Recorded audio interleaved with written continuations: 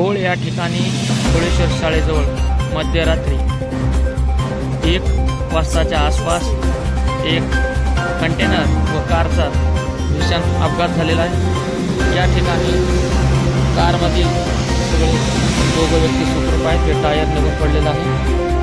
आपण बघू शकता हा अंबाजोगाईहून येणारा रोड आहे आणि हा केजला जाणारा रोड आहे। तर हे कंटेनर लातूरहून मुंबई मार्गाकडे निघाले होते आणि ही कार 4 व्हीलर ही अशीच पुढच्याकडे नसतं ठेवून लातूरहून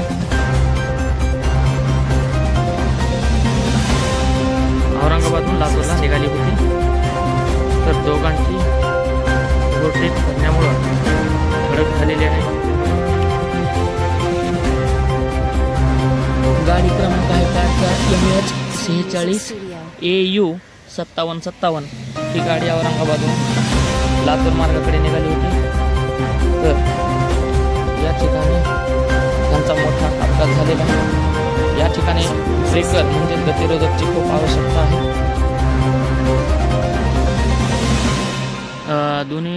दोन व्यक्ती होते तर ते काच फोडून या खड्ड्यामुळे सुखरूप वाचले आणि बाहेर निघाले। या साईडचं टायर निघून पडलेला आहे।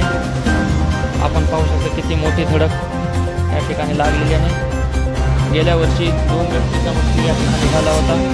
त्यानंतर आता एक ट्रक या घरामध्ये झाडाला जाऊन धडकली होती। हे सर्व कारण या ठिकाणी अगोदर 2 गतिरोधक होते।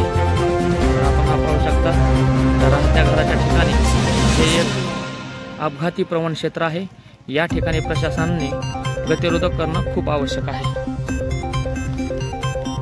ही 4 व्हीलर कार आहे। या औरंगाबादहून लातूरकडे निघाली होती आणि ते कंटेनर लातूरवरून ते सुद्धा MH46 आहे मुंबईकडे निघाले होते।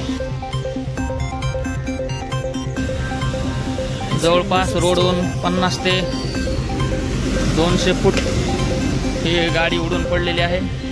या ठिकाणी हे त्याचे पार्ट्स पडलेले आहेत सगळे। इथं गाडीचे जे टायर आहेत ते मोडून पडलेले आहे। शॉकअप सुद्धा आणि विविध पार्ट या ठिकाणी पडलेले आहेत। बघू शकता ही खोळेश्वर शाळा आहे।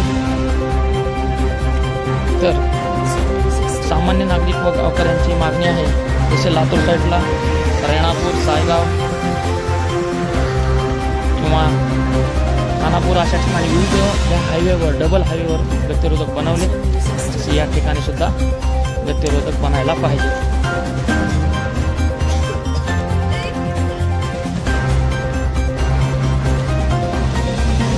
तर हा गाडी क्रमांक आहे MH46 CL 4124। तर हे पाठीमागे या झाडाला एक गाडी धडकली होती। यावेळेस सुद्धा ही गाडी या ठिकाणी आलेली आहेत। इथं गतिरोधक होणं खूप आवश्यक आहे कारण सामान्य नागरिकांना या मोठ्या हायवेचा व गाड्यांचा खूप त्रास होत आहे। MH46 CL 4124 या ठिकाणी अंगणवाडी आहे। तर तिथं अगोदर 2 गतिरोधक होते। तर नागरिकांनी विविध वेळेस गतिरोधकाची मागणी केलेली आहे। गाड्याची स्पीड उतारामुळे जास्त वाढते, त्यामुळं जेवढ्या लवकर होईल तेवढ्या लवकर या ठिकाणी गतिरोधक होणं आवश्यक आहे कारण घरामध्ये गाड्या येण्याचं प्रमाण वाढलेलं आहे। हा हायवे आहे आणि ही शाळा आहे। या ठिकाणी अगोदर शाळा असल्यामुळं मोठे 2 गतिरोधक होते। आता काही जणांचं म्हणणं आहे की हायवे असल्यामुळे गतिरोधक होत नाही, पण ज्या ठिकाणी नागरिकांनी मागणी केलेली आहे त्या ठिकाणी गतिरोधक होतात आणि लातूर हायवेला बऱ्याच ठिकाणी गतिरोधक केलेले आहेत। जसं